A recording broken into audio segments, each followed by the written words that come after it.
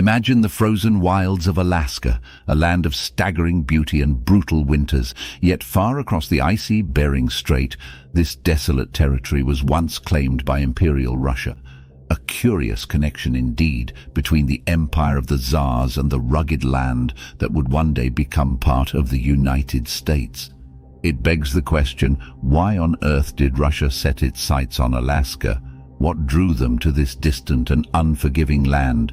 The tale of Russia in Alaska begins in the 18th century, an age of imperial ambition and daring exploration. Stay with us, for this is a story far more intricate than you might first assume. Our story begins in the relentless age of empires. Men like Vitus Bering, a Dane in the service of Russia's mighty Tsar Peter the Great, braved the icy seas, seeking new lands to claim. It was 1741 when Bering's second grueling voyage brought him to Alaska's shores. Here, Russia discovered a resource that would shape its destiny in the Americas. Enter Catherine the Great, Empress of all the Russias.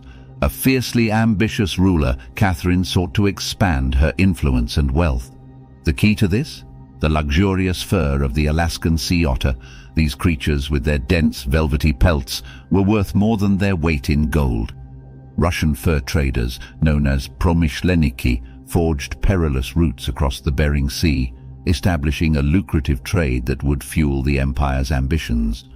Russia's Alaskan venture even reached further south, all the way to sun-baked California with the establishment of Fort Ross in 1812.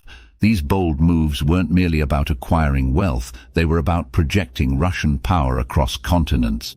The fur trade was the lifeblood of Russia's Alaskan adventure, yet the ambition stretched far beyond mere profit.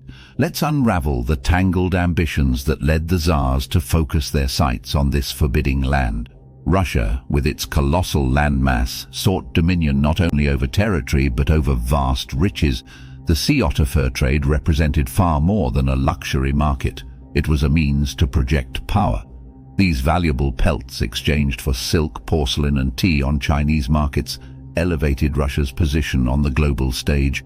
Alaskan furs funded not only palaces but military might. It was an age of ceaseless rivalry amongst empires. Britain's expanding presence loomed large, threatening to undermine Russian dominance in the Pacific. Alaska, with its strategic position, offered more than resources. It was a potential bastion to counter British expansion, a way to project Russia's power across the vast ocean. Siberia, the historic heartland of the Russian fur trade, was facing a grim reality. Overhunting brought once abundant fur-bearing animals to the brink of extinction. Alaska, with its teeming wildlife, became a lifeline, a seemingly inexhaustible source of the precious pelts Russia's lucrative trade depended upon. Alongside traders came the missionaries of the Russian Orthodox Church. Bringing their faith to the indigenous peoples of Alaska was both a mission of spiritual outreach and a means of solidifying Russia's claim to the territory. The church played an integral role in the complex tapestry of Russian power. Yet Alaska proved a far more challenging prize to hold than it was to seize. Supply lines stretched perilously thin across the vast Pacific, making the colony costly to maintain. Rising tensions with Alaska natives underscored the difficulty of imposing control, and as the 19th century progressed, Russia's priorities shifted. Conflicts in Europe, like the Crimean War, demanded focus closer to home. Alaska, once a symbol of bold ambition, slowly faded into a distant and difficult burden. In 1867, the seemingly unimaginable occurred. In a deal orchestrated by the American Secretary of State William Seward, Russia sold Alaska to the United States for a mere $7.2 million. The vast territory, once the ambition of Tsars, was deemed Seward's folly by some, a colossal waste of money. Yet, time would prove the skeptics wrong, as Alaska became a source of gold, oil and enduring strategic value. But history, much like the Alaskan wilderness itself, rarely offers simple answers. So let's leave you with a few questions to ponder.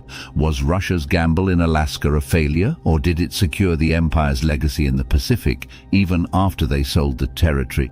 Would Alaska's history have been drastically different had it remained under Russian dominion? Imagine its impact on events like the Cold War. Did the purchase of Alaska represent a brilliant stroke of luck for the young United States, or a shrewd and calculated move of expansion? The answers, my friends, may lie in your own exploration of this fascinating chapter in history. Thank you for joining us on this journey. If you found this intriguing, don't hesitate to hit that subscribe button. Until next time, keep that thirst for knowledge burning bright.